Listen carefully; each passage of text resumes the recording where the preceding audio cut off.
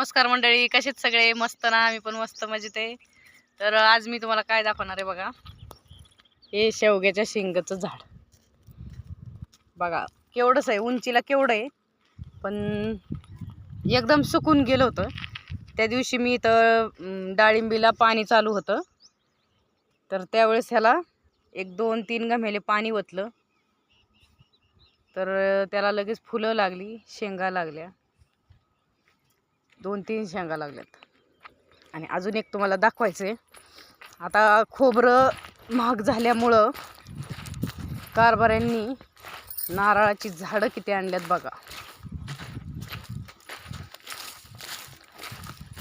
रान ह्याला काकरून ठेवले, दुसऱ्या रानाला. सकाळी ही बघा वखारीच्या कडेची घाण सगळी काढून इथं आणून टाकले रानात. खत आपलं याचा बिवड चांगला असतो म्हणतात, म्हणून हे रानात आणून टाकले.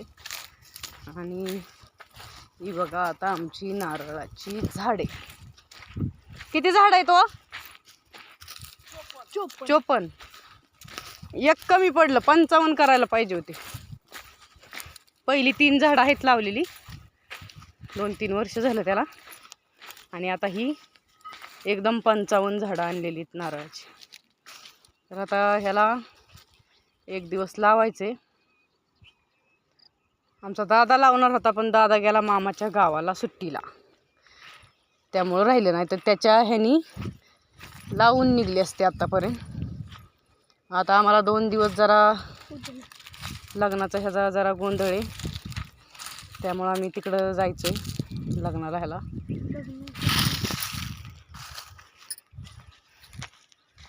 आज आली भक्ती रानात.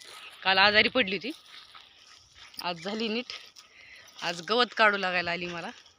तर आता आम्ही गवताचं वजन काढलंय दोघींनी. म्हटलं चला आता व्हिडिओ काढावं. हां, वा, एवढ्याला आमचं दिसतोय. चला जातो घरी आता. बाप्पू घरी वाट बघत असते चहासाठी. भेटू उद्याच्या नवीन दिवसाच्या नवीन व्हिडिओत.